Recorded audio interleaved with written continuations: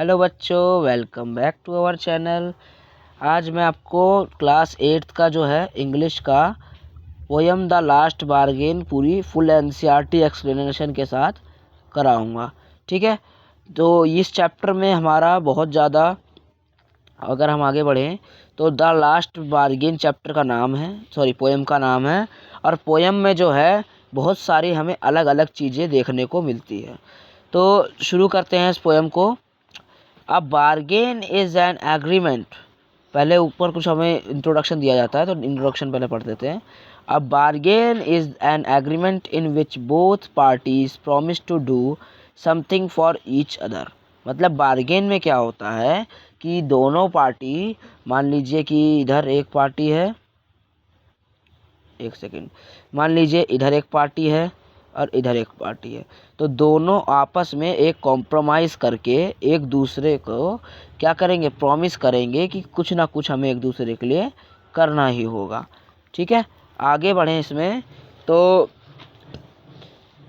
आगे अगर हम बढ़ें, someone is looking for work waiting to be hired. मतलब किसी को क्या चाहिए होता है, काम चाहिए होता है, और वो किसका इंतज़ार करता है कि कब मेरे को काम मिलेगा। हायर्ड मतलब काम देना। He strikes a bargain but thinks it worthless. उसने क्या किया, एक बार्गेन किया कि मैं आपके लिए कोई वर्क करूँगा और आप मेरे लिए कोई वर्क करना, लेकिन क्या हुआ, वो काम नहीं किया। वर्थलेस नहीं था, मतलब उसका कोई अच्छा काम नहीं हुआ। He tries twice again but does not like either. Finally, in the last bargain, when he is hired for nothing whatever, he is happy as never before. What is the bargain and why it is the best?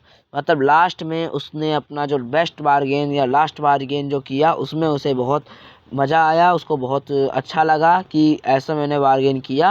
और उसने ये समझा कि bargain का मतलब क्या होता है और ये होता क्यों है। ठीक है, अगर हम अगले पेज पे पहुँचे, यहाँ पे इमेज भी दी हुई है, ये इमेज दी हुई है। इमेज का मतलब अगले पेज में पता चलेगा, तो अगले पेज पे पहुँचते हैं। Come and hire me, I cried. Okay, come and hire me, I cried. Right in the morning, while in the morning, right नहीं, while in the morning I was walking on the stone paved road।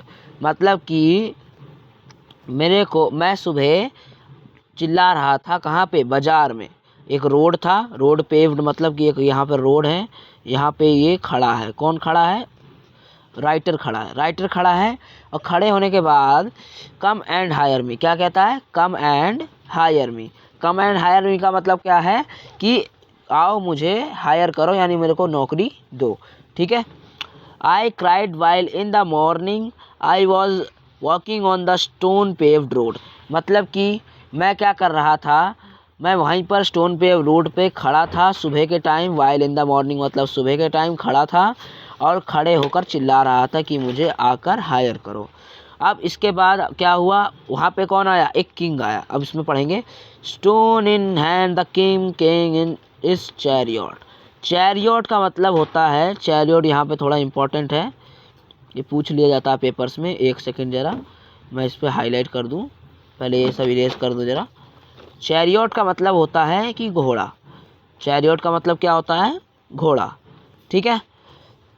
और sword का मतलब आपको पता होगा, तलवार होता है। तो sword in hand the king came in his chariot.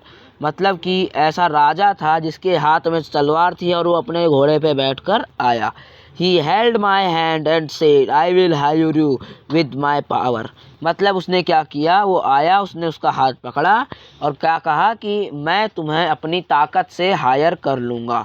But his power counted for not and he went away in the his chariot. मतलब इसमें एक पोयम है तो राइमिंग दिया हुआ है नॉट और चैरियट का। ठीक है। But his power counted for not and he went away in his chariot. मतलब उसकी पावर को वो कुछ भी नहीं मानता था, इसलिए वो, कौन नहीं मानता था, जो बार्गेनिंग के लिए खड़ा था, वो कह रहा था कि कम एंड हायर मी। ठीक है। तो उसको पावर नहीं चाहिए थी, इसलिए वो अपने चैरियट में बैठ के किंग वापस चला गया। फिर इसके बाद क्या हुआ, in the heat of mid day house stood with the shut doors. मतलब कि मिड डे था, मतलब कि दोपहर का टाइम था, मिड डे मतलब दोपहर का टाइम था। दोपहर के टाइम में बहुत ज़्यादा गर्मी हीट हो रही थी। उसके बाद houses stood with the shut doors. House क्या थे, जितने भी वहाँ के घर थे सब क्या थे, बंद थे। शट डोर मतलब अपने अपने दरवाजे सबने बंद करके रखे थे। आई wandered along he cooked the crooked lane. I wonder along the crooked का मतलब होता है कि दरदरी लेन जो थी, मतलब दरदरा रास्ता था जो, उसके आगे मैं वंडर मतलब चलता रहा। ठीक है। An old man come out with his bag of gold.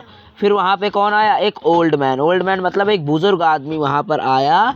फिर उसने बताया, उसने क्या कहा, कुछ कहा नहीं, पहले उसने क्या बोला कि सॉरी बोला नहीं, उसके पास क्या था, एक सोने का बैग था।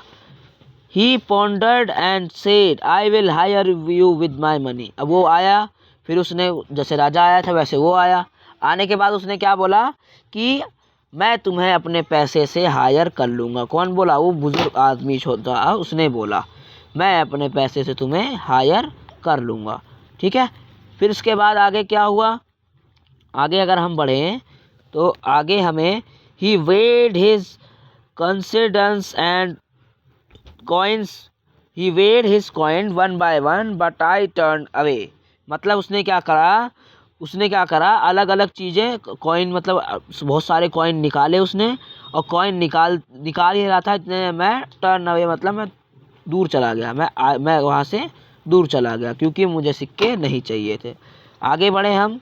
It was evening the garden has was all flower. मतलब कि शाम का टाइम था, गार्डन में हमें फ्लावर्स दिख रहे थे। ठीक है। गार्डन में हमें क्या दिख रहे थे, फ्लावर्स दिख रहे थे।